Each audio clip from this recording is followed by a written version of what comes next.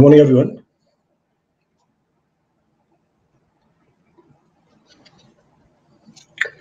Is audio video clear for all? Audio video clear है सबके लिए?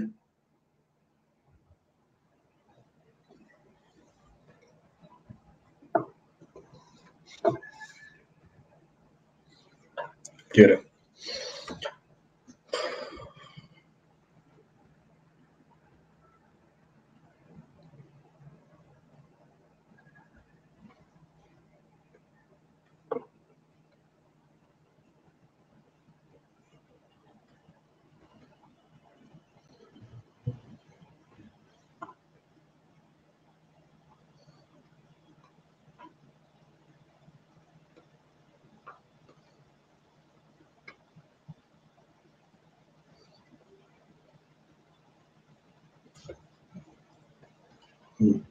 लोड हो गई है सारी फाइल्स. चलिए स्टार्ट करते हैं क्लास को. So we'll start with the class. So again a special series being launched for the practice of the problems for you. तो अभ्यास सीरीज लॉन्च की है प्रैक्टिस प्रॉब्लम के लिए. तो मल्टीपल सेशंस लगे हुए हैं इसके अंदर. शेड्यूल आपके पास आ गया होगा. मैंने अपना शेड्यूल शेयर कर दिया था ग्रुप पे.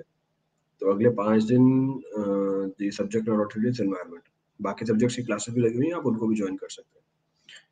तो आपकी एक तो उत्तर सीरीज चल रही है, एक अभ्यास सीरीज चल रही है. इसके अलावा जो गेट वाली सीरीज लगी हुई थी वो भी है, जिसमें 10,000 प्रॉब्लम प्रैक्टिस हो रहे हैं. तो sufficient number of problems are there for you to be practised. चलिए so we'll start with the discussion start करते हैं. Before starting discussion basic announcements है. So Unacademy Combat is the test series that we conduct every weekend. Her Sunday को होती है. तो अभी 6 तारीख को है, 13 तारीख को, 20 तारीख को, अब नेक्स्ट मेरे ख्याल से 20 तारीख को है और 27 तारीख को है. तो इसमें जो भी स्कॉलरशिप आपको मिल रही है उसको आप यूज कर सकते हो सब्सक्रिप्शन अवेल करने के लिए. देन क्या आ रहा है, अच्छा प्राइस हाइक हो रहा है, उसकी जानकारी दे रखी है आपको. अच्छा एक बैच कोर्स लॉन्च हो रहा है जो मैंने बोला था R1 के अंदर. Batch course is launched on 16, तो 16 तारीख को एक लॉन्च हो रहा है और एक 23 तारीख को बैच कोर्स लॉन्च हो रहा है. तो जो बैच कोर्स में एनरोल करना चाहते हैं they can enrol in these 2 batch courses. एक 16 तारीख को आ रहा है, एक 16 एक 23 को भी आ रहा है. 23 का भी क्रिएटिव नहीं मेरे पास, पर आपको डेट मैंने पहले बता दी है कि 23 को भी एक बैच कोर्स लॉन्च हो रही है. देन ये रहा 16 का, ये भी this is for 16 only. So will continue with the discussion. Continue करते हैं आगे, तो सारी जनरल चीजें ही हैं. तो आज का टॉपिक क्या दिया हुआ है, environment. Start with the discussion of environment. Size ठीक है और जूम करूँ इसे मैं. Are you able to see the problem? एक और जूम कर लेता हूँ. चलिए now it is visible. I think अभी विजिबल है. So we'll start with the discussion. चलिए क्लास नहीं ली, मैंने एनवायरनमेंट की क्लास नहीं की, डायरेक्टली PYQ कर सकता हूँ. देख लो भैया, अब सवाल क्या पूछ रहे हो कि एनवायरनमेंट करानी है, PYQ पहले कर सकता हूँ. कर लो भैया.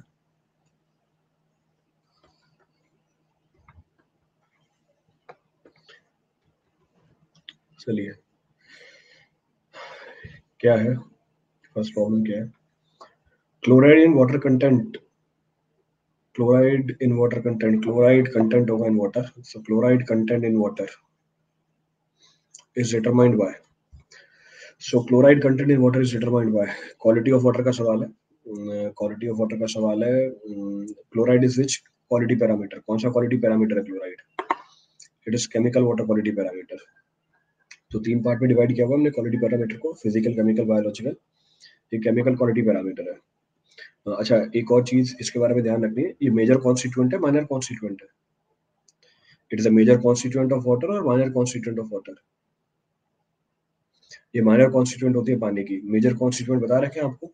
Major chemical constituent calcium, magnesium, carbonate, bicarbonate, sodium. यही 5 मेजर कॉन्स्टिट्यूएंट होते हैं, बाकी सारे माइनर कॉन्स्टिट्यूएंट होते हैं. तो थोड़ी बहुत जानकारी आपको होनी चाहिए, वो भी पूछी जा सकती है. That can also be asked.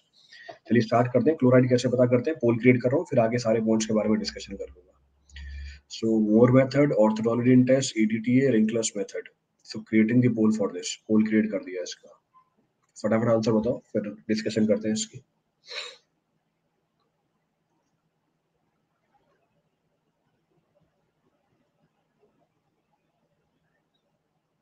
%44, इसमें भी गायब है लोग। अच्छा, ये वो होंगे जिन्होंने एनवायरनमेंट का बैच कोर्स ही लगा रखा होगा पर PYQ करने आ गए, तभी 44% है। हाँ, स्टैंडर्ड मेथड है। Chloride is determined by titration. इसको डायरेक्टली टाइट्रेशन से निकालते हैं। Titration is done using, titration use करते हैं using which titrant, using silver nitrate as a titrant and potassium chromate as an indicator. तो सिल्वर नाइट्रेट हमारा titrant होता है AgNO3, और potassium chromate K2CrO4, potassium dichromate नहीं है, क्रोमेट है, ये हमारी इंडिकेटर होती है। इस टाइट्रेशन को मोर्स मेथड भी बोला जाता है। This titration is also termed as Mohr's method. तो इसी का दूसरा नाम क्या है, मोर्स मेथड है। ऑर्थोटोलिडीन टेस्ट ये यूज करते हैं क्या पता करने के लिए, orthotolidine test this is being used to find what, इसको हम यूज करते हैं क्लोरीन पता करने के लिए, to find the chlorine in the water. EDTA is used to find what, hardness in the water. Winkler's method is used to find what, dissolved oxygen in the water. तो ये DO के लिए use होता है। तो chloride के लिए Morse method है, ऑर्थोटोलिडीन क्लोरीन के लिए, EDTA हार्डनेस के लिए, विंकलेस DO के लिए। कम से कम ये बेसिक जानकारियां तो होनी चाहिए हमारे पास, स्टैंडर्ड सवाल हैं तो सारे। चलिए आगे बढ़ते हैं।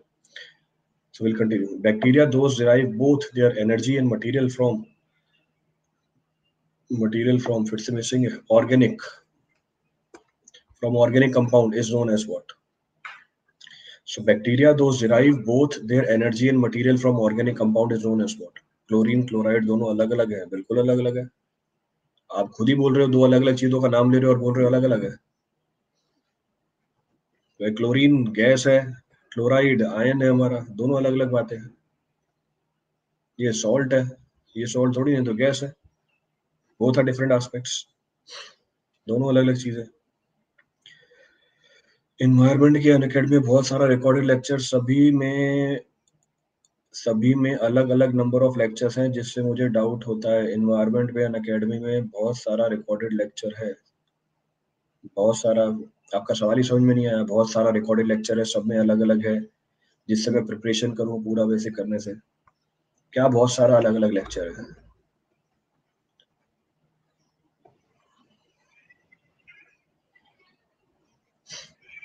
पूरा अनअकैडमी में बहुत सारा अलग अलग लेक्चर है। तो बहुत टीचर से तो हर टीचर अलग अलग ही पढ़ाएगा ना, सेम थोड़ी पढ़ाएगा। तो सारा टीचर सेम लेक्चर पढ़ा देगा।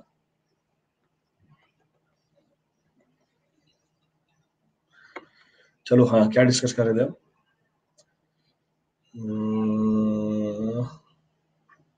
अच्छा, सवाल ये पूछ रहा है कौन सा बैक्टीरिया एनर्जी और मटेरियल दोनों ऑर्गेनिक कंपाउंड से डिराइव करता है। एनर्जी और मटेरियल दोनों ऑर्गेनिक कंपाउंड से डिराइव करता है। इस बैक्टीरिया को क्या बोला जाता है? This bacteria is technically termed as what? ये हमने डिस्कस किया हुआ है। This concept I have discuss in quality of waste water. जब क्वालिटी ऑफ वेस्ट वाटर में BOD की डिस्कशन करी होगी, वहां पे आपको बताया होगा ये। तो ये जो ऑटोट्रॉप्स हेटरोट्रॉप्स आते हैं, वहां पर आते हैं। It comes into the picture there. अभी के लिए पहले तो क्या करते हैं, पोल क्रिएट करते हैं। फर्स्ट विल क्रिएट द पोल। तो पोल क्रिएट करते हैं, फिर उसके बाद आगे डिस्कशन करते हैं। Then poll is created. चलो,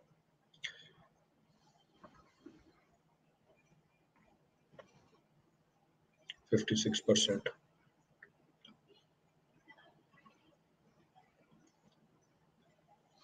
चलो देखो एक एक करके, इसमें भी आधे लोग गायब भी है। ऑटोट्रॉप क्या होते हैं? ऑटोट्रॉप वो माइक्रो ऑर्गेनिज्म्स होते हैं which derive their energy and material. Material का मतलब क्या है? न्यूट्रिएंट्स है। So source of energy and the source of nutrients both are being derived from inorganic compounds. ये वो माइक्रो ऑर्गेनिज्म्स होते हैं जो अपनी एनर्जी और मटेरियल दोनों इनऑर्गेनिक कंपाउंड से डिराइव कर रहे होते हैं। ऑटोट्रॉप्स जैसे एग्जांपल, ये कार्बन को डिराइव करते हैं किसमें से? कार्बन डाइऑक्साइड में से। तो डिस्कस किया हुआ autotrophs. So autotrophs derives their energy and material both from inorganic compounds. So carbon dioxide is what? Inorganic compound. ये ऑटोट्रॉप रिस्पॉन्सिबल होते हैं किसके लिए? नाइट्रिफिकेशन के लिए, एग्जाम्पल भी दिया हुआ है आपको। तो नाइट्रोजनस ऑर्गेनिक मैटर को डिकम्पोज कराने में हेल्प करते हैं कौन? Autotrophs. Clear? Next is heterotrophs. अब ये हेटरोट्रॉप्स क्या होते हैं? Heterotrophs are those microorganisms which derives both their energy and material from organic compounds. ये अपनी एनर्जी और मटेरियल किससे डिराइव करते हैं?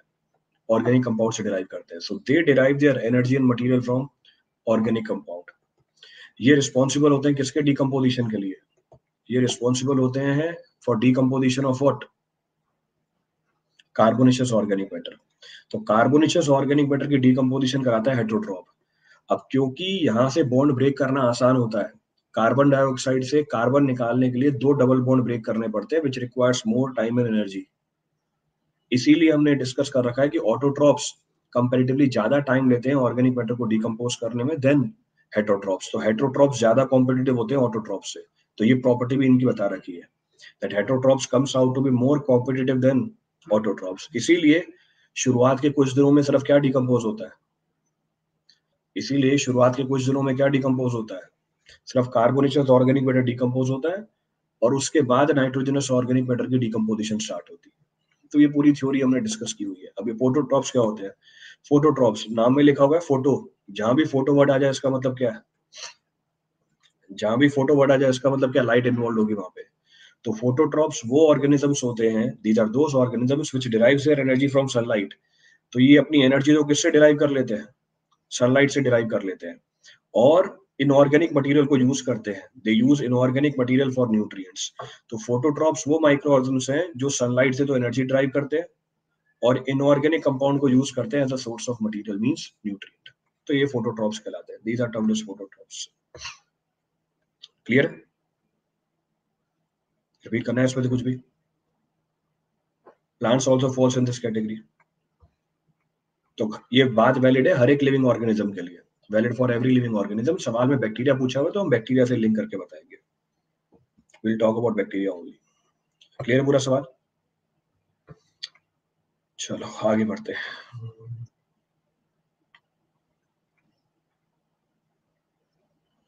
देखिए क्या पूछा है।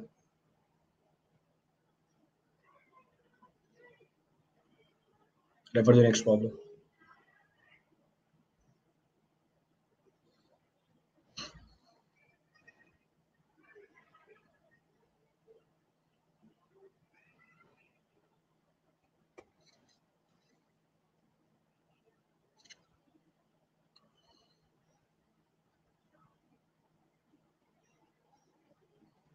कितनी वैल्यू आ रही है? 0.5। 2 लोगों का आ रहा है, 3 लोगों का आ गया तो 0.5 ही होगा। चलिए क्या है सवाल? A complete mix process. Complete mix process मतलब क्या? ASP is designed with the following data. Underflow concentration. Underflow concentration मतलब what? Concentration of what? Biomass in the sludge. MLSS मतलब क्या? Concentration of biomass in the sewage. तो XU दे रखा है, X दे रखा है, क्या पूछा है? रिसाइकल रेशियो पूछी हुई है। Recycle ratio, recycle ratio R which is equal to what? QR by Q naught किसके बराबर होती है? X upon XU minus X. So it is equal to X upon XU minus X. Value put करो, simplify करके निकाल लो। So this is equal to what? 5000. So this is equal to 5000 upon 15,000 minus 5,000. Simplify and calculate. 0.5. So answer comes out to be 0.5.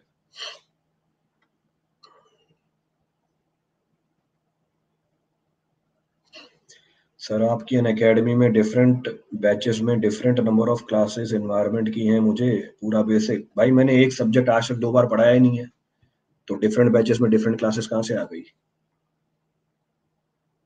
मतलब इतना time हो गया मैंने एक subject 2 बार पढ़ाया नहीं है। ऐसा कोई सब्जेक्ट नहीं जो 2 बार पढ़ा दिया मैंने प्लस पे कंप्लीटली। तो नशे करना बंद करो, कॉन्सेंट्रेट करके देखो सारी चीजें। डिफरेंट बैचेस में डिफरेंट क्लासेस है। एक सब्जेक्ट तो 2 बार पढ़ा है नहीं, कौन से डिफरेंट बैच में डिफरेंट क्लास आने लग गए?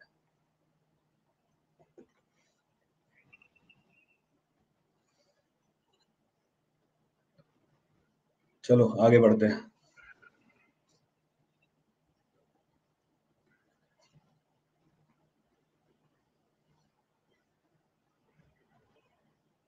चलो आगे बढ़ते हैं। So will continue.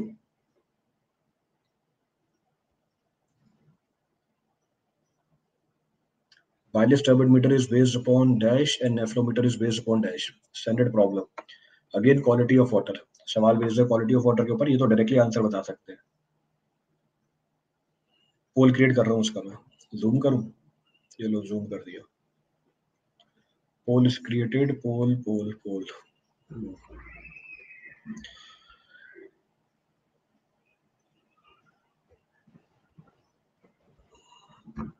कोई नहीं, टाइम वेस्ट कर रहे हैं तो ऐसे लोगों से तो दुकान चलती है हमारी. सब लोग पढ़ने वाले आ गए, फिर हमारी दुकान कैसे चलेगी? तो 99% लोग ऐसे ही होते हैं जिनसे हमारी दुकान चलती है. 1% पढ़ने वाले होते हैं, उनका सिलेक्शन तो वैसे ही हो जाता है, उनको कोचिंग की जरूरत ही नहीं होती. तो ये रियलिटी बताइए मैंने आपको. 1% लोग होते हैं जिनका सिलेक्शन होता है, उनके तो वैसे ही हो जाएगा, बिना पढ़े ही हो जाएगा. उनका नहीं पढ़े कोई फर्क नहीं पड़ता, बाकी सब टाइम पास होते हैं. लेक्चर एक भी खोल के नहीं देखा होगा, वो बकवास करने आ गया सर अलग अलग क्लासेस. अरे पढ़ के तो देख ले, एक बार खोल के लेक्चर खोल के देख लेता एक बार.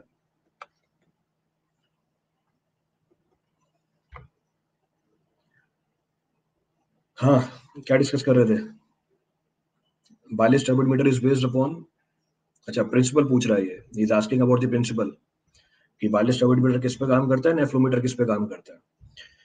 अब दोनों में जो प्रिंसिपल है वो डिफरेंट है, मैकेनिज्म सेम है दोनों का. अब क्या मैकेनिज्म है? दोनों में हम करते हैं क्या है? दोनों में हम एक सोर्स ऑफ लाइट यूज करते हैं, we use a source of light. तो ये तरीके हैं किसके? पहली बात तो टर्बिडिटी निकालने के तरीके. These are the method to find the turbidity of the water sample. एक सोर्स ऑफ लाइट होता है, इसकी स्पेसिफिकेशन बता रखी हूँ मैं आपको. 250 वोल्ट का बल्ब होता है, 50 हर्ट्ज फ्रीक्वेंसी होती है. फिर हमारे पास एक टेस्ट सैंपल होता है, एक स्टैंडर्ड सैंपल होता है. अगर हम बात करें किसकी, अगर हम बात करें बायलेस टर्बिड मीटर की, फिर talk about Baylis turbidimeter. In Baylis turbidimeter photometers are placed just behind the samples. Photometer को रखते हैं जस्ट सैंपल के पीछे. अब डायग्राम 3D के अंदर है, this diagram is in 3 dimension. थोड़ी विजुअलाइजेशन आपको रखनी पड़ेगी. बायलेस टर्बिड मीटर में हम क्या करते हैं, बल्ब को इनिशिएट करते हैं और फोटोमीटर रखे हुए जस्ट सैंपल के पीछे. तो जो लाइट इमिट हुई सैंपल में से पास करती है और जाके गिरती है किसके ऊपर? जाके गिरती है उन फोटोमीटर्स के ऊपर जो हमारे सैंपल के जस्ट पीछे लगे हुए हैं. इसका मतलब जो लाइट एब्जॉर्ब हो गई, वो लाइट की इंटेंसिटी मेजर करते हैं ये दोनों फोटोमीटर. और फिर हमने जो करंट प्रोड्यूस हुआ उसको मैच करा के ये पता कर लिया कि टर्बिडिटी कितनी है, वो एक अलग कहानी है. पर कंसेप्ट क्या निकला कि बायलेस टर्बिड मीटर कौन से प्रिंसिपल पे काम करता है? एब्जॉर्प्शन प्रिंसिपल पे काम करता है. जो लाइट एब्जॉर्ब हो गई पानी में से, वो फोटोमीटर के ऊपर गिरी. इन दोनों फोटोमीटर ने करंट प्रोड्यूस किया. हमने करंट की इंटेंसिटी को मैच कराया. अगर करंट की इंटेंसिटी मैच कर जाती है, इसका मतलब दोनों सैंपल की टर्बिडिटी सेम है. ये बेसिक कहानी है पूरी बायलेस टर्बिड मीटर की. पर नेफ्लोमीटर में क्या करते हैं? नेफ्लोमीटर में हम दो फोटोमीटर रखते हैं दोनों सैंपल के राइट एंगल्स पे. इसका मतलब अगर नेफ्लोमीटर की बात करें, नेफ्लोमीटर पे अंदर फोटोमीटर उन लाइट की इंटेंसिटी को मेजर करता है जो स्कैटर हुई कितने डिग्री एंगल पे? जो स्कैटर हुई 90 डिग्री एंगल पे. इसका मतलब हमारा नेफ्लोमीटर काम करता है किसके ऊपर? स्कैटरिंग प्रिंसिपल के ऊपर. It works upon scattering principle. आप ये एंगल चेंज भी कर सकते हो. पहले वाले केस में एंगल है 180 डिग्री बायलेस टर्बिड मीटर, दूसरे वाले में एंगल है 90 डिग्री, नाम रख दिया नेफ्लोमीटर. अगर आपने इन दोनों के अलावा कोई और एंगल रखा, इसको हम बोलते हैं रेशो टर्बिड मीटर. तो उसको नाम हम टेक्निकली बोल देते हैं रेशो टर्बिड मीटर. तो सवाल तो क्या था? Baylis turbidimeter based upon absorption, nephelometer based upon scattering. ये बेस है स्कैटरिंग के ऊपर.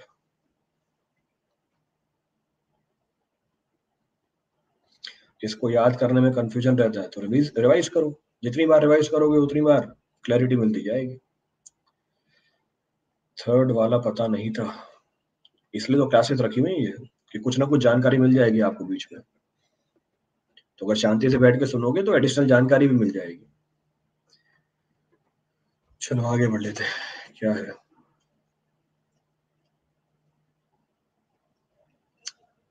(300 kg per day of bleaching powder is required to treat 30 mld of water using chlorine dose of 5 milligram per liter. The percentage of available chlorine of bleaching powder is percentage of available chlorine. ये जानकारी पूछी हुई है. तो 300 kilo bleaching powder use हुआ 30 ml पानी को treat करने के लिए. अच्छा, क्लोरीन डोज है 5 मिलीग्राम पर लीटर. बोल रहा है कितनी परसेंटेज अवेलेबल क्लोरीन है इन ब्लीचिंग पाउडर. तो अच्छा, इसका एक कंसेप्ट क्या है, जनरल बात करें, if you talk in general, bleaching powder की जो क्लोरीनेशन एबिलिटी होती है वो 100% नहीं होती है। इन ब्लीचिंग पाउडर है क्या एक्चुअल में? This is bleaching powder CaOCl2। तो ब्लीचिंग पाउडर की क्लोरीनेशन एबिलिटी 100% नहीं होती है। इसमें क्लोरीनेशन कौन करता है? इसमें क्लोरीनेशन करता है सिर्फ hypochlorite ion. This is only disinfectant, बाकी डिसइंफेक्टेंट नहीं है, ना कैल्शियम डिसइंफेक्टेंट है, ना क्लोराइड आयन डिसइंफेक्टेंट है। तो ब्लीचिंग पाउडर की क्लोरीनेशन एबिलिटी होती है सिर्फ 40%, और वो भी टाइम के साथ क्या होती जाती है? कम होती जाती है। That also goes on reducing with time. अब ये एक्चुअल चीज बताइए मैंने आपको, सवाल में वो कुछ भी बना के दे सकता है। इन प्रॉब्लम एनी डेटा में बी फ्रेम्ड, पर प्रैक्टिकल जानकारी आपको पता होनी चाहिए बैक ऑफ द माइंड कि इसकी जो क्लोरीनेशन एबिलिटी होती है वो 40% होती है और वो टाइम के साथ कम होती जाती है। इसका इम्पैक्ट क्या पड़ता है? इसका इम्पैक्ट ये पड़ता है कि अगर आपको क्लोरीनेशन करनी है ब्लीचिंग पाउडर की मदद से, आपको क्वांटिटी क्या लगेगी?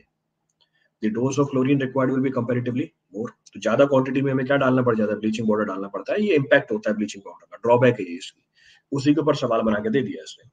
क्या बोल रहा है? 300 किलो ब्लीचिंग पाउडर लगा। अब ये एक्चुअल से ज्यादा लगा हुआ है या कम लगा हुआ है? अगर 300 किलो आपका ब्लीचिंग पाउडर खर्च हुआ है, ये ज्यादा लगा हुआ है, एक्चुअल में रिक्वायरमेंट तो क्या है? कम की है। तो बोल रहा है बताओ अवेलेबल क्लोरीन कितनी है? तो 300 किलो हमारी ब्लीचिंग पाउडर लग गई। तो ये क्वांटिटी लग गई हमारे ब्लीचिंग पाउडर की 300 किलो पर डे। डोज कितनी है? 5 मिलीग्राम पर लीटर। तो 5 मिलीग्राम पर लीटर कितने पानी के अंदर? 30 मिलियन पानी के अंदर। तो 1 लीटर में 5 मिलीग्राम, तो 30 मिलियन में कितनी है? 30 मिलियन में हमने निकाल ली 10⁻⁶। तो एक्चुअल में तो क्लोरीन की रिक्वायरमेंट कितनी है? इतनी है। This is the actual requirement of the chlorine. ये हमारी एक्चुअल रिक्वायरमेंट निकल के आ रही है क्लोरीन की। कितनी है कैलकुलेशन? 150 किलो। पर आपका कितना लग रहा है? ये हमारी है मिलीग्राम में, मिलीग्राम को बदल दिया मैंने किलोग्राम में। तो अगर मेरी ब्लीचिंग पाउडर 100% इफेक्टिव होती तो क्वांटिटी कितनी लगती? 150 किलो लगती। आपकी लगी कितनी है? 300 किलो लग रही। तो यहीं से आंसर आ गया। तो हम डिवाइड करते थे किससे? हम डिवाइड करते थे किससे? परसेंटेज ऑफ अवेलेबल क्लोरीन से। तो आपको ये अवेलेबल क्लोरीन निकालनी है, कितनी निकल के आ रही है? 50% निकल के आ रही है। तो क्योंकि ब्लीचिंग पाउडर जो सवाल में दिया हुआ है ये 50% इफेक्टिव है, आपको 150 किलो की जगह कितना डालना पड़ गया? आपको 150 किलो की जगह 300 किलो डालना पड़ गया है, क्योंकि 300 किलो में से कितना काम करेगा? Now out of 300 kg, how much will work? Only 50% will work, which is 150 kg. कोई सा पॉइंट रिपीट करना उसमें से? Any of the point to be referred from this for anyone? Clear पूरा सवाल? चलिए, केजी पर डे यूनिट, हाँ KG per day quantity की यूनिट है। OCl ऑक्सीडाइजिंग एजेंट है। हाँ, OCl डिसइंफेक्टेंट भी है, ऑक्सीडाइजिंग एजेंट भी है। It is disinfectant also, it is oxidising agent also, दोनों काम करता है।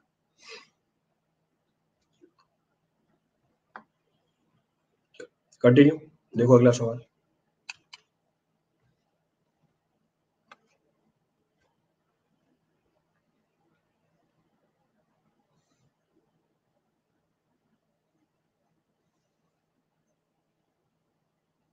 डी, ये सवाल तो कॉमन सेंस के ऊपर बेस्ड है।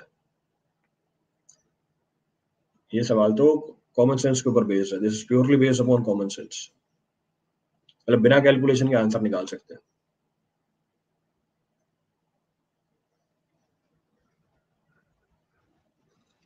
चलिए देखते हैं। सवाल बेस्ड है लाइम सोडा के ऊपर। Process is based upon lime soda method. Lime soda method of removal of hardness. ठीक है, अगर हम बेसिक जानकारी भी निकालें, लाइम सोडा मेथड में लाइम किसको रिमूव करता है? इन lime soda method lime removes what? Lime removes all the carbonate hardness from the water, पहला काम। Lime also reacts with carbon dioxide present in the water. Lime carbon dioxide से भी react करता है और वेस्ट हो जाता है, दूसरा काम। तीसरा काम, lime converts all the non-carbonate hardness of magnesium into non-carbonate hardness of calcium. Lime magnesium की नॉन कार्बोनेट हार्डनेस को कन्वर्ट कर देता है किसमें? कैल्शियम की नॉन कार्बोनेट हार्डनेस में। ये तीन काम होते हैं लाइम के। तो मैग्नीशियम क्लोराइड क्या है? Non carbonate hardness of magnesium है। तो जब आप इसमें लाइम ऐड करोगे, तो मैग्नीशियम क्लोराइड में जब हम लाइम ऐड करेंगे, ये कन्वर्ट कर देगा इसको किसके अंदर? एक तो मैग्नीशियम हाइड्रोक्साइड की प्रेसिपिटेट के अंदर, दूसरा साथ में क्या बना देगा? Calcium chloride. And a non carbonate hardness of calcium is remove bye whom? इसको कौन रिमूव करती है? सोडा ऐश रिमूव करती है। It is remove by soda ash. क्या बन जाएगा? Sodium chloride plus calcium carbonate. इसका मतलब मैग्नीशियम की नॉन कार्बोनेट हार्डनेस को हटाने के लिए क्या क्या यूज होती है? मैग्नीशियम की नॉन कार्बोनेट हार्डनेस हटाने के लिए क्या क्या यूज होता है? लाइम और सोडा दोनों यूज होता है। अब एक ही ऑप्शन है जिसमें लाइम और सोडा लगी हुई है, तो जो सवाल बनाया था वो ढंग का सवाल नहीं बनाया हुआ। अगर ये ढंग का सवाल बनाना होता, हर ऑप्शन में लाइम सोडा डालता वो, in every option lime soda should have been there, ताकि आपसे कैलकुलेशन करवाता। अब तो कैलकुलेशन करने का सेंस ही नहीं बचा भैया। लाइम और सोडा दोनों यूज होगी तो लाइम और सोडा दोनों यूज हो रही है। हाँ, अब ये सवाल कैसे आ सकता है? Now this problem can be asked in MSQ. अब एमएसक्यू में सवाल आ सकता है, ऐसा हो सकता है कि लाइम सोडा भी दे रखा हो आपको और लाइम और सोडा की अलग अलग क्वांटिटी दे गई, लाइम सोडा और लाइम सोडा। अगर ये सवाल एमएसक्यू का होता तब मेरा आंसर क्या होता? ABD. Then the answer would have been ABD. पर क्योंकि एमसीक्यू है तो आपको क्या मार्क करना पड़ेगा? डी मार्क करना पड़ेगा। तो इन चीजों का भी ध्यान रखना पड़ेगा आपको। Take proper care of this. अब ये तो कंसेप्चुअल बात हुई, बाकी आंसर तो निकाल के देना ही है आपको। हर सवाल में ऑप्शन थोड़ी मैच कर जाएगा। Every problem the answer can not be found using option, तो डायरेक्टली निकाल लेंगे। कैसे? लाइम की क्वांटिटी कैसे निकालूं? 1 मोल मैग्नीशियम क्लोराइड से रिएक्ट करने के लिए कितने मोल लाइम चाहिए? 1 मोल मैग्नीशियम क्लोराइड से रिएक्ट करने के लिए कितने मोल लाइम चाहिए? 1 मोल मैग्नीशियम क्लोराइड का वेट, 1 मोल मैग्नीशियम क्लोराइड का वेट कितना है? 95। 1 मोल लाइम का wait, 1 mole of lime,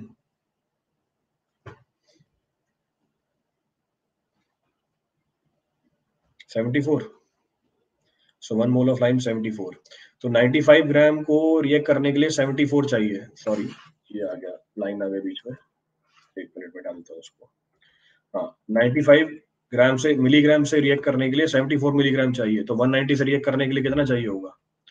so this will be 74 by 95 into 190। कितनी आ रही है वैल्यू? 148। तो लाइम की क्वांटिटी कितनी आ गई? 148 मिलीग्राम पर लीटर। तो ये 148 है, 148 है। अब जब लाइम से रिएक्ट किया तो मैग्नीशियम क्लोराइड किसमें कन्वर्ट हो गया? कैल्शियम क्लोराइड में कन्वर्ट हो गया। फिर से सेम कंसेप्ट, 1 मोल कैल्शियम क्लोराइड से रिएक्ट करने के लिए कितने मोल सोडा ऐश चाहिए? 1 मोल कैल्शियम क्लोराइड से रिएक्ट करने के लिए कितने मोल सोडा ऐश चाहिए? 1 मोल। अब सवाल में आपको कैल्शियम क्लोराइड की क्वांटिटी नहीं दी हुई, तो हम दूसरा कंसेप्ट लगा लेंगे। क्या कंसेप्ट लगाएंगे? 1 मोल मैग्नीशियम क्लोराइड 1 मोल कैल्शियम क्लोराइड बनाता है, इसको हटाने के लिए 1 मोल सोडा ऐश लगती है। तो जो सोडा ऐश की क्वांटिटी लग रही है वो किसके बराबर लग रही है? मैग्नीशियम क्लोराइड के मोल्स के बराबर ही लग रही है। तो पानी में मैग्नीशियम क्लोराइड के कितने मोल्स हैं? तो पानी में मैग्नीशियम क्लोराइड के मोल्स हैं 190 डिवाइड बाय 95। ये मिली मोल्स आ रहे हैं, ये मिली मोल्स आएंगे, ध्यान रखना मिलीग्राम में क्वांटिटी। तो इतने मिली मोल्स मैग्नीशियम क्लोराइड के हैं, इतने ही मिली मोल्स कैल्शियम क्लोराइड के बने, इतने ही मिली मोल्स किसके लगेंगे? सोडा ऐश के लगेंगे। तो अगर आपको मिली मोल्स मिल गए सोडा ऐश के, मल्टीप्लाई किया क्या आ जाएगी? क्वांटिटी आ जाएगी सोडा ऐश की। तो जरा बताना मॉलिक्यूलर वेट कितना है सोडा ऐश का? What about the molecular weight of soda ash? 106। कितनी क्वांटिटी आ रही है? 212 मिलीग्राम पर लीटर। तो ये सोडा ऐश की क्वांटिटी है, ये लाइम की क्वांटिटी है। तो ये हमारा सवाल सॉल्व कर लिया हमने।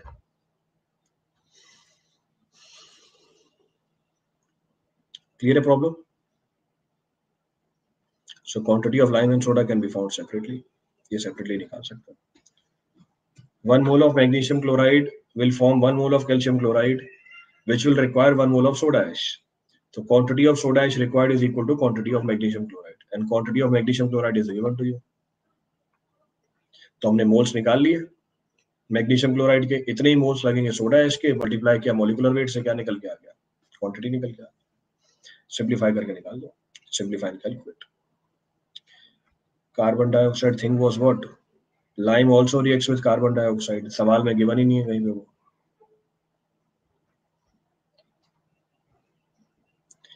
इक्विवेलेंट वेट से भी कर सकते हैं, बिल्कुल इक्विवेलेंट वेट से भी कर सकते हो। दोनों कंसेप्ट हर जगह एप्लीकेबल होते हैं। Both the concepts are applicable in all the situations. You can go for equivalent weight concept also, but for that you should know the valency of all the compounds. जब equivalent weight वाला concept लगाने बैठोगे, ध्यान रखना हर compound की valency पता होनी चाहिए। वैलेंसी गलत कर दी, सवाल गलत हो जाएगा पूरा।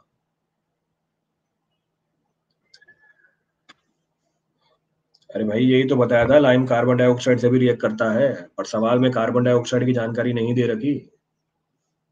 Lime also reacts with carbon dioxide and get wasted out, but that information was not given to you in the problem. तो वो quantity calculate नहीं करी। So prior to attempting the problem, theory must be known. मेरे सवाल कराने से कोई sense नहीं है जब थ्योरी नहीं पता होगी। Presence of free ammonia in nitrite respectively in water indicates what? Free ammonia और nitrite दोनों पूछ रहा है एक साथ। पोल क्रिएट कर रहा हूँ उसका मैं, creating the poll for this.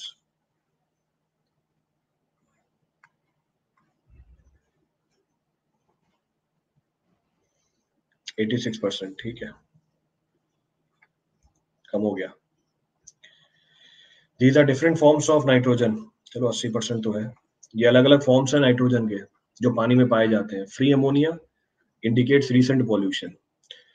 इसके बाद ऑर्गेनिक अमोनिया भी होती है, it indicates complex organic matter, वो इंडिकेट करता है कॉम्प्लेक्स ऑर्गेनिक मैटर को। Nitrite indicates partial decomposition of organic matter, means presence of micro organisms. इसके बाद नाइट्रेट भी आता है, that indicates complete decomposition of organic matter, means old pollution. तो अभी के लिए फ्री अमोनिया नाइट्राइट पूछा हुआ है, free ammonia recent pollution, nitrite partially decompose condition. So answer is B. ये तो डायरेक्ट सवाल है।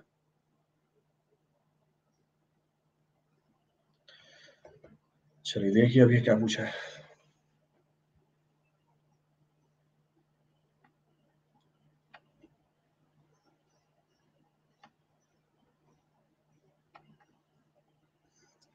दो सौ 240 milligram,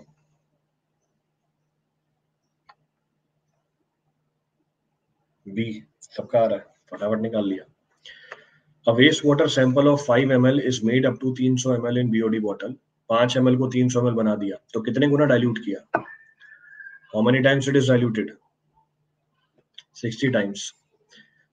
With the addition of distilled water, the initial DO of the sample was 6 milligram, and the final DO is 2 milligram. What is the BOD?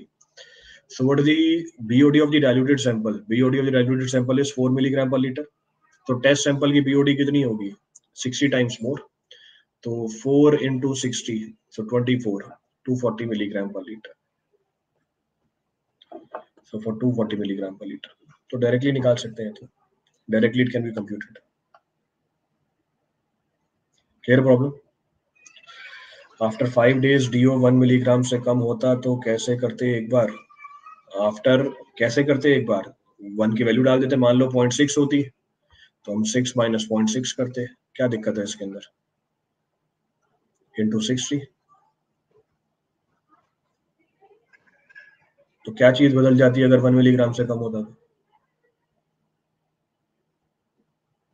ये लो, 2 milligram की जगह 0.6 कर दिया, 1 मिलीग्राम से कम है। 5 दिन के बाद एक बचना चाहिए ना। हाँ, नहीं बचाया, सवाल में क्या करूंगा? उससे लड़ूंगा क्या जाके वहां पे? जब उसने सवाल दिया तो मैं उससे लड़ूंगा कि तूने 1 मिलीग्राम क्यों नहीं बचवाया? वो तो बोल रहा है BOD निकाल के बताओ, तो BOD निकाल के दे आऊंगा ना उसे। तो दोनों बातों में क्या रिलेशन है? हाँ, इतनी बार बताया पर कुछ लोगों को समझ में नहीं आता। फिर से इफ 0 तो मैं 0 डाल देता, 6 माइनस 0, ये आंसर निकल के आता। तो कांट कंप्यूट ऑप्शन भी तो होना चाहिए ना उसके अंदर। अब आपने एक जानकारी दे दी मेरे को, ये तो बताया नहीं कि ऑप्शन में कांट कंप्यूट लिखा हुआ है। वो ऑप्शन में मेरे को वैल्यूज ही लिख के दे रहा है। 240 की जगह 0.6 डाला, तो 5.6 5.4 इंटू 60, तो एक ऑप्शन देता है 5.4 इंटू 60। मैं ऐसे मार्क करता, मैं कहां से लिख के आता कैन नॉट कंप्यूट? मैं अपना ऑप्शन बनाता क्या वहां पे, कैन नॉट कंप्यूट? मैं जो आंसर दे रखे हैं उसी में से निकालता ना। अब आपने सवाल तो हर बार बोलता हूँ कि एक चीज चेंज कर देते हो, बाकी वही रखते हो। तो मैंने भी कुछ चेंज नहीं किया, आपने सवाल बदला, मैंने सवाल का जवाब दे दिया। तो 0.6 होगा, क्या करूंगा? 2 की जगह 0.6 डाल दूंगा। 0 होगा तो हम 0.6 की जगह 0 डाल देंगे। अब आपने आंसर बताया कि मेरे को कौन कौन सा है उसके अंदर? आपने तो बस यही पूछा सर कैसे कैलकुलेट करेंगे, लो ऐसे कैलकुलेट करेंगे। आपको तो यही जानना था कैलकुलेशन कैसे होती है, ऐसे कैलकुलेशन होती है। This is how the calculation है सर। तो क्या था कैलकुलेशन के अंदर? There is nothing change in the calculation. तो जो वैल्यू दे रखी हो डाल के आंसर निकाल के आ जाना।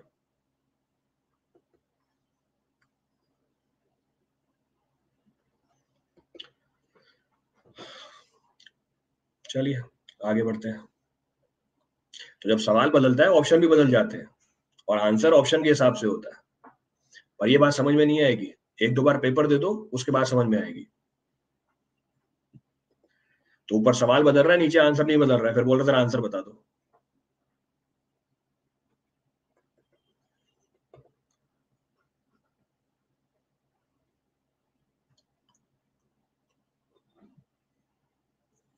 ये क्या पूछा हुआ है?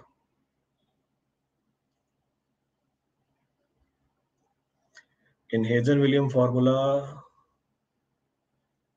constant CH has dimensions of MA, LB, TC.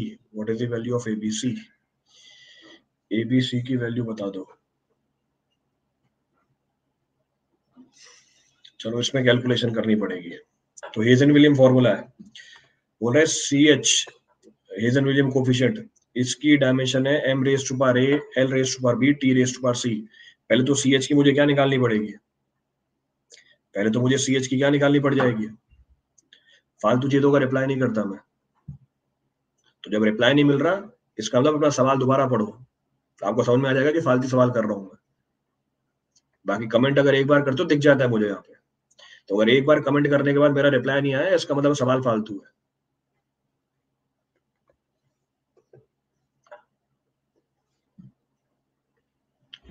तो पहले तो क्या कैलकुलेट करो? First calculate what? First calculate the dimensions of Hazen William constant. पहले तो उसकी डायमेंशंस निकाल लेंगे। तो वेलोसिटी कितनी होती है? वेलोसिटी होती है 0.85, Hazen William coefficient r raise to power 0.63, s raise to the power 0.54। So s raise to the power 0.54। तो ये क्लास डाउट पूछने के लिए नहीं है, ये क्लास सवाल करने के लिए। डाउट पूछने के लिए क्लास लेता हूं मैं अलग से। तो हर चीज जिस टाइम पे होनी चाहिए उसी टाइम पे करता हूँ, मेरा फोकस वहीं पे रहता है कि जिसके लिए टाइम दे रखा है वही करूँ। आप लोगों की तरह कहीं भी कोई भी चीज नहीं पूछ लेता हूँ या कोई भी चीज का जवाब नहीं दे देता हूँ। हर चीज के लिए अलग प्लेटफॉर्म है, तो मैं स्टिक रहता हूँ जो प्लेटफॉर्म है उस पर वही बात करूँ, फालतू की बात नहीं करूँ, ताकि आपका भी टाइम वेस्ट नहीं हो, मेरा भी टाइम वेस्ट नहीं हो।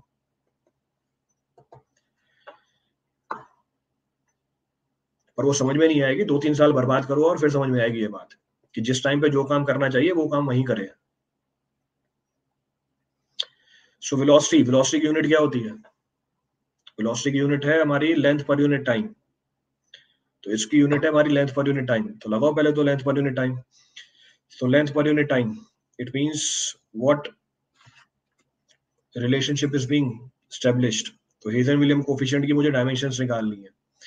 तो वेलोसिटी की यूनिट डालो, लेंथ पर यूनिट टाइम को मैं कैसे लिख सकता हूँ? m0, तो m0 l raise to the power 1, t raise to the power -1। This is equal to 0.85, this is equal to 0.85। ये हमारी हेजन-विलियम कोफिशिएंट है CH। r ये हमारा हाइड्रोलिक मीन डेप्थ, इसकी यूनिट क्या होती है? हाइड्रोलिक मीन डेप्थ, इसकी यूनिट क्या होती है? लेंथ। लेंथ की पावर क्या है? 0.63। एस तो डायमेंशनलेस है, तो ये भी डायमेंशनलेस है, आगे भी डायमेंशनलेस है, तो कोई डायमेंशन नहीं है उसकी। तो यहाँ से आपने क्या निकाल ली? तो इसको भी हटा दो 0.85 को। तो इसका मतलब हेजन-विलियम कोफिशिएंट की यूनिट क्या आ गई? हेजन-विलियम कोफिशिएंट की यूनिट क्या आ गई? What the unit of Hazen William coefficient? l raise to the power 1 minus 0.63, t raise to the power -1। कितनी आ रही है? सो m0, सो हेजन-विलियम कोफिशिएंट की यूनिट क्या आ गई? m0 l raise to the power 0.37, t raise to the power -1।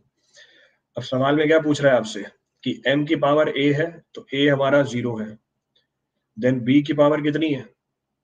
b की power है 0.37। देन c की वैल्यू कितनी है? c की वैल्यू है -1। अब पूछा क्या है इसने? a minus b minus c। तो a 0 माइनस b कितना है हमारा? 0.37 माइनस c, तो -1। तो सिंप्लीफाई करके निकाल लो कितना आ रहा है। So a minus b minus c is coming out to be how much?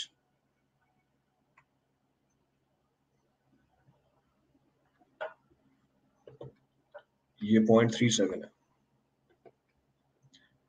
This is 0.37 minus 0.63। Calculation एक बार क्रॉस चेक कर लेना, cross check the calculation. Plus 0.63 है, तो plus 0.63। So a minus b minus c is equal to plus 0.63। कोई सा point repeat करना उसमें से? Any of the point to be referred from this now for anyone? Clear है? Option mention ही नहीं है इसके अंदर, नो ऑप्शन इज मेंशन। चले आगे। चलो जू।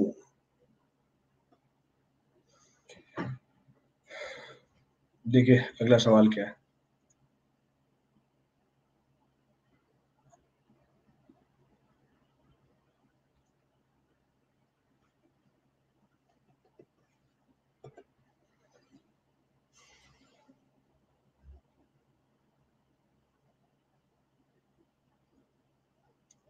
क्या पूछा है?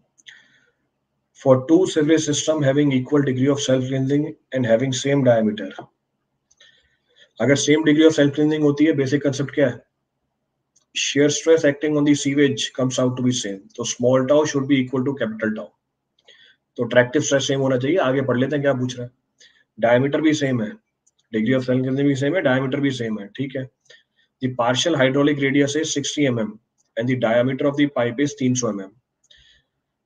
The velocity at the full flow is 1.2 metre per second, then the partial flow velocity is what. ठीक है, सवाल ये पूछा हुआ है, दो सीवर है, दोनों सीवर की डायमीटर सेम है, एक रन कर रहा है पार्शियल डेप्थ पे, one is running at partial depth of flow, और एक रन कर रहा है फुल डेप्थ ऑफ फ्लो पे। दोनों का डायमीटर दे रखा है आपको 300 mm, dia of both the pipe is given to be 300 mm, ये 300 mm डायमीटर है। सवाल बोल रहा है अगर दोनों की degree of self cleansing same है तो क्या निकाल दो? आप वेलोसिटी निकाल लो उस सीवर की जो पार्शियल डेप्थ पे रन कर रहा है, जो फुल डेप्थ पे रन कर रहा है उसकी वेलोसिटी दे रखी है आपको 1.2 मीटर पर सेकेंड। तो अगर दो सीवर में degree of self cleansing same है और दोनों का अगर डायमीटर सेम है, दोनों का मटेरियल सेम है, दोनों में सीवेज की डेंसिटी सेम है, तो क्या रिलेशनशिप निकल के आती है? What the relationship between the velocity? We know that v by v is equal to r by r raised to the power 1/6। इसको डिराइव करा रखा है मैंने आपको, I have derived this relationship. तो it is equal to r by r raised to the power 1/6। आपको क्या निकालनी है? स्मॉल v निकालनी है, निकाल लो। तो स्मॉल v इज इक्वल टू capital V r by r raised to the power 1/6। Capital V कितनी है? 1.2।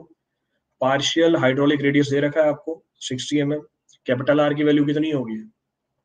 d/4। सो d/4, d कितना है हमारा? 300 mm divide by 4 raise to the power 1/6, simplify करके निकाल लो। तो 300/4 कितना है? 300/4 है हमारा 75, 60/75 मेरे ख्याल से 0.8 होगा, तो इसकी वैल्यू आपको डायरेक्टली दे रखी है, its value is directly given to you. तो सिंपलीफाई करके निकाल लो कितनी आ रही है value. Solve what is the value coming out? 1.156 metre per second. So 1.156 metre per second. So concept was this, ये कंसेप्ट के ऊपर बेस्ड है सवाल कि अगर दो सीवर में degree of self cleansing same हो तो उनमें shear stress सेम निकल के आता है। For that the shear stress comes out to be same।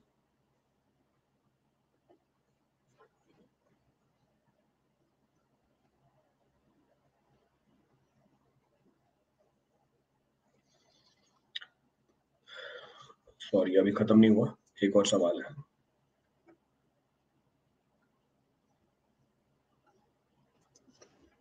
देखिए क्या पूछा हुआ है।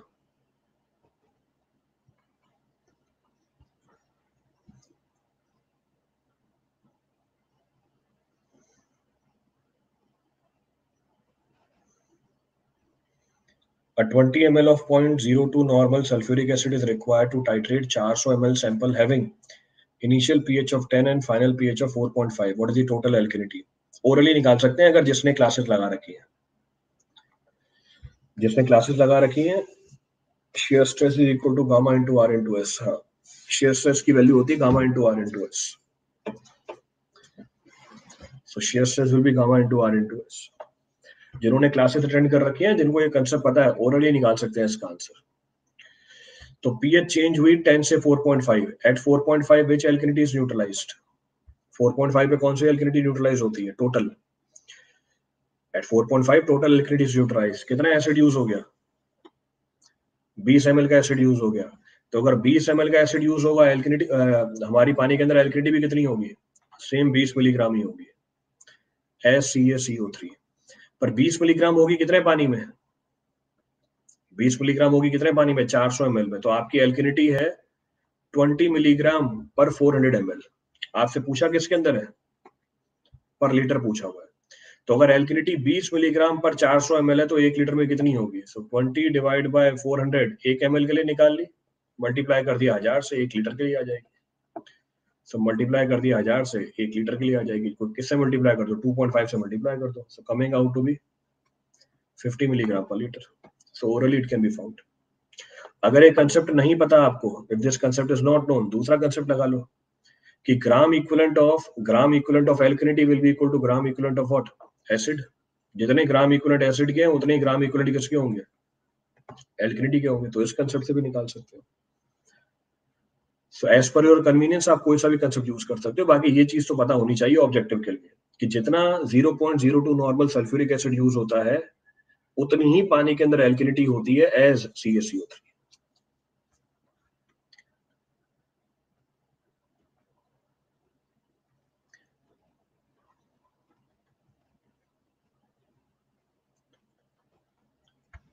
फर्स्ट कंसेप्ट रिपीट, जितना 0.02 नॉर्मल सल्फ्यूरिक एसिड यूज होता है उतनी ही एल्कनिटी होती है पानी में एज CaCO3।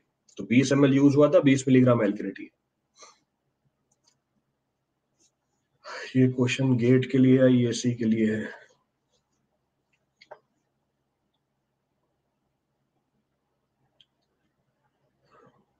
देखो नेक्स्ट सवाल क्या है।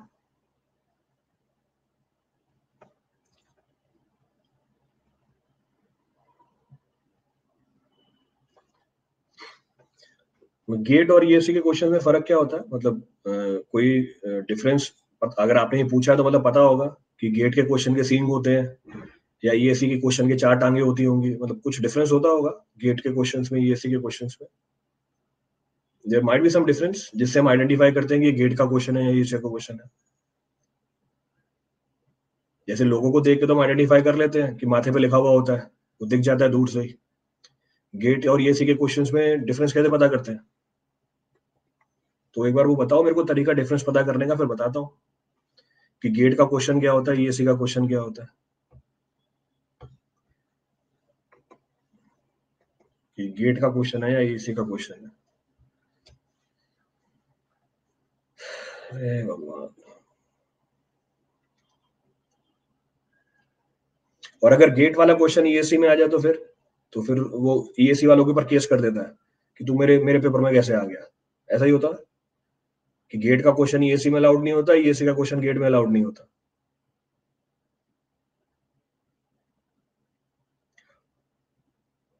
फिर FIR कर देते हैं गेट वाले क्वेश्चन के ऊपर कि ESC में कैसे आ गया। बढ़िया है। हाँ तो भैया अब इतने सालों से दिमाग में यही फीड करा रखा है ना, अब क्या करूं इसका? मेरी भी रीच लिमिटेड है, नहीं बता सकते। अब यही दिमाग में घुसा रखा है 4 साल कॉलेजों में, फिर इधर उधर से सुनते हैं तो वो चीज दिमाग में बैठी हुई है कि गेट का क्वेश्चन अलग होता है, ESC का क्वेश्चन अलग होता है।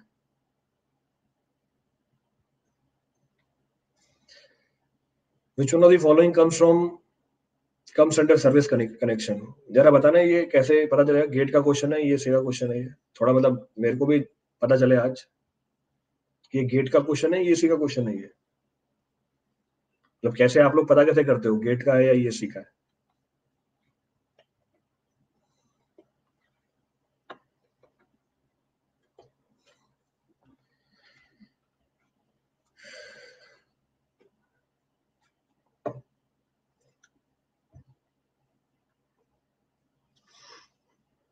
So which of the following comes under service condition?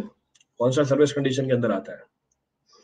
ये सर्विस कंडीशन पूरी बता रखी है आपको, the entire service condition I have discuss कि कौन कौन से यूनिट्स होते हैं सर्विस कंडीशन के अंदर। So if we recall all the units which are installed in the service condition, क्या क्या निकल के आती है? फेरूल आता है, अगर हम सीक्वेंस में चले। फेरूल आती है, फिर इसके बाद क्या होती है? इसके बाद गूजनेक निकल के आती है, फिर हमारे पास सर्विस पाइप होती है, फिर हमारे पास स्टॉप कॉक होता है, देन वी हैव मीटर होता है एक, then we have meter also, water meter लगा होता है। ये सारी चीजें लगी होती हैं किसके अंदर? सर्विस कनेक्शन के अंदर। सो वाटर मीटर होता है। So all these units are installed in the service connection. Detail में आपको मैंने डायग्राम भी दिखा रखा है। In detail we have talked about this service connection. अब सवाल बोला इसमें से कौन सी चीज सर्विस कनेक्शन में आती है? आंसर बता दिया आपको, अब इसमें से निकाल के बता दो।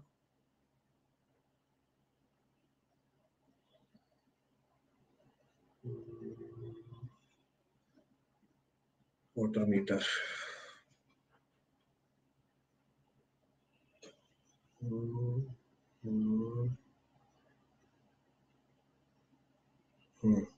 पोल क्रिएट कर रहा हूं मैं इसका, creating the poll for this. Poll is being created 85%, ठीक है। So C is the answer as per the options given in the problem। जो ऑप्शन सवाल में उसके हिसाब से सी आंसर है हमारा। क्लियर? इसके ऊपर स्पेशल क्लास भी ली हुई है और प्लस कोर्स में भी करा रखा है, तो दोनों में से कहीं भी देख सकते हो आप। क्लियर? चलो आगे बढ़ते हैं।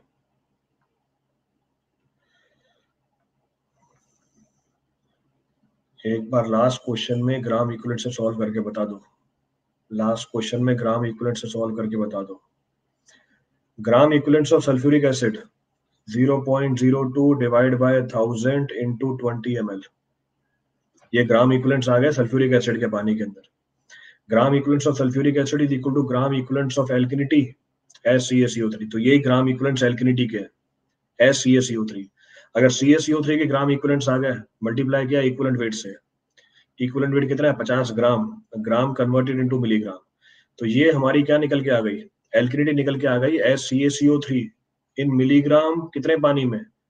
पर 400 ml। जरा इसको सॉल्व करके देखना, डायरेक्टली BC आएगी। ये निकालना, ये कितना आ रहा है? What is this value coming out? जरा इसको सॉल्व करो, ये कितनी वैल्यू निकल के आ रही है? 0.02 into 20 into 50, तो आ गई 20 मिलीग्राम। तो 20 मिलीग्राम पर 400 ml, तो यही तो लिखा हुआ है मैंने डायरेक्टली। तो मैं क्यों इतना लंबा सॉल्व करूंगा जब डायरेक्टली मेरे को रिजल्ट पता है। These are the gram equivalents of sulphuric acid. यही ग्राम इक्विवेलेंट्स हमारे CaCO3 के, मल्टीप्लाई किया इक्विवेलेंट वेट से। ये हमारी क्वांटिटी आ गई CaCO3 की 400 ml। 1 लीटर में निकाल लो सॉल्व करके, सिंप्लीफाई एंड कैलकुलेट। तो ये इक्विवेलेंट कंसेप्ट है, ये हमारा डायरेक्ट वही कंसेप्ट है।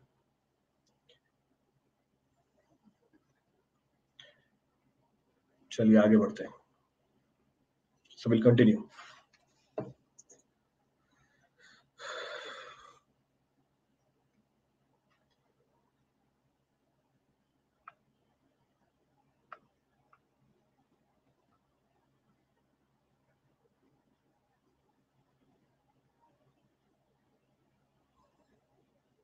ए सबका आंसर आ गया। A bleaching powder dose of 2 milligram per liter containing 35% chlorine is added to meet a chlorine demand of 0.5 milligram per liter. Then final residual chlorine present in the water in milligram per liter। चलो सवाल पूछ रहे हैं residual chlorine. Concept किसका है? Chlorine demand का। Chlorine demand क्या होती है? Applied chlorine minus residual chlorine. अब सवाल बोल रहा है क्लोरीन डिमांड कितनी है हमारी? 0.5 मिलीग्राम। रेसिडुअल आपको कैलकुलेट करनी है, residual is to be calculated. Applied chlorine, अब अप्लाइड क्लोरीन कितनी है? 2 मिलीग्राम पर लीटर है, पर इसकी 35% क्या है? क्लोरिनेशन एबिलिटी है। 2 मिलीग्राम तो आपने ऐड करी है, पर 35% ही क्या है इसकी? Chlorination ability. तो 2 मिलीग्राम में से कितना काम करेगा सिर्फ? सो 0.2 मिलीग्राम में से कितना परसेंट काम करेगी? सिर्फ 35% ही काम करेगी, विच इज हाउ मच? 0.7। तो निकाल लो रेसिडुअल क्लोरीन। तो residual will be how much? Residual will be 2 into 0.35 minus 0.5, coming out to be how much? 0.2 milligram। So 0.2 milligram per liter। Simplify करके निकाल लो जो भी आ रहा है, सिंप्लीफाई एंड कैलकुलेट। तो अगेन स्टैंडर्ड प्रॉब्लम, फिर से स्टैंडर्ड सवाल है, कोई दिक्कत वाली बात नहीं है इसके अंदर।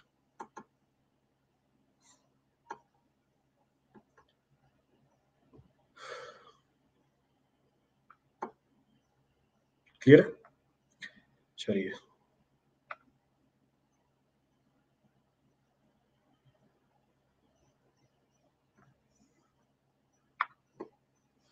देखिए क्या पूछा है इसके अंदर।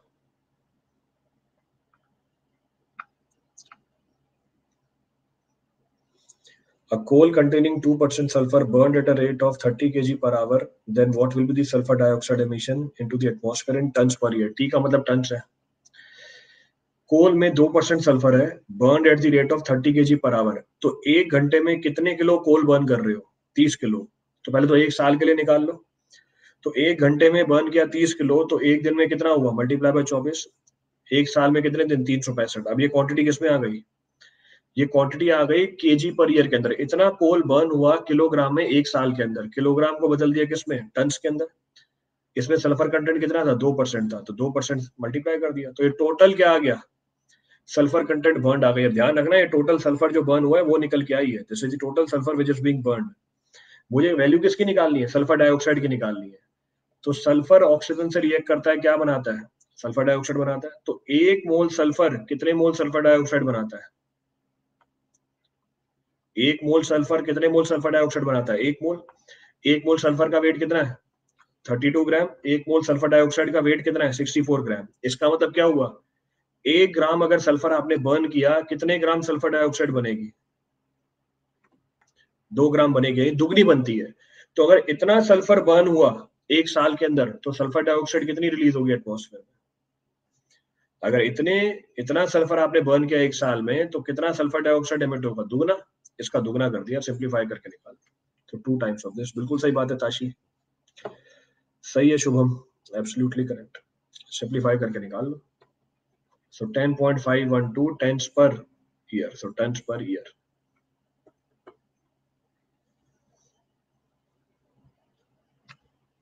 क्लियर है। चलिए अगला सवाल।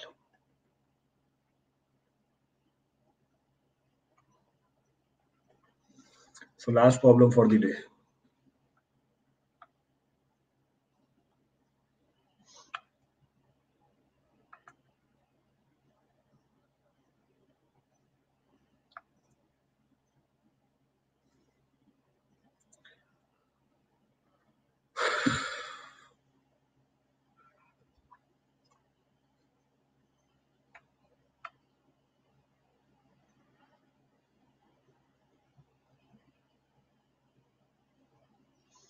आ रहा है किसी result,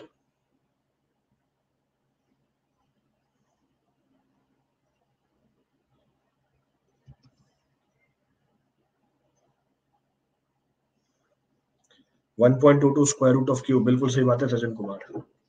number of rapid and filter is equal to 1.22 square root of Q.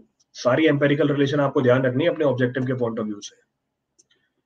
So 1.22 square root of Q, क्योंकि एम्पेरिकल रिलेशन है, यूनिट्स का ध्यान रखना पड़ता है। डिस्चार्ज किसमें होती है, डिस्चार्ज होती है मिलियन लीटर पर डे के अंदर, डिस्चार्ज इज इन एमएलडी। तो इस चीज का ध्यान रखना, हमारी डिस्चार्ज किसके अंदर है, हमारी डिस्चार्ज है मीटर क्यूब पर सेकंड के अंदर। तो मीटर क्यूब को बदला लीटर के अंदर, लीटर को बदला मिलियन लीटर के अंदर, सेकंड्स को बदल दिया डे के अंदर, 86400। सिंप्लीफाई करो, निकाल लो कितना आ रहा है। Simplify and calculate, what is the result coming out. Exactly 4 आ रहा है, एग्जैक्टली इट इज 4, क्या राउंड ऑफ करके आ रहा है, एग्जैक्टली 4 आ रहा है, 3.8 है। सो 3.82 राउंडेड ऑफ टू 4, तो number of units required are 4, 4 unit लगेंगे इसके लिए। क्लियर है। अच्छा एक ध्यान रखना, ये सिर्फ ऑपरेशनल यूनिट्स होते हैं, दीज आर ऑपरेशनल यूनिट्स। अगर टोटल यूनिट्स की बात करेगा, ऑपरेशनल में आपको एक जोड़ना पड़ेगा स्टैंड बाय, तो वो टोटल नंबर ऑफ यूनिट्स निकल के आ जाएंगे, those will become total number of units. अभी ये सिर्फ operational units, these are the operational units which are being asked. चलिए सफिशिएंट है आज के लिए, थैंक यू एवरीवन, बाकी कल मिलते हैं, rest will discuss tomorrow, thank you all. तो मेरा टारगेट है, मैंने कम से कम 100 सवाल निकाल रखे हैं ऐसे, 100 प्रॉब्लम्स है, तो कोशिश करेंगे मैक्सिमम कवर हो जाए। तो एक क्लास के लिए 20 मैंने निकाल रखे, so I try to cover maximum of these 100 problems which are being separated out. Thank you all. कल की टाइमिंग सेम है बेटा, ऐप पे देखो ना सब कुछ, ये सारी जानकारी तो ऐप पे देखा करो, सब कुछ आपकी ऐप पे अवेलेबल है।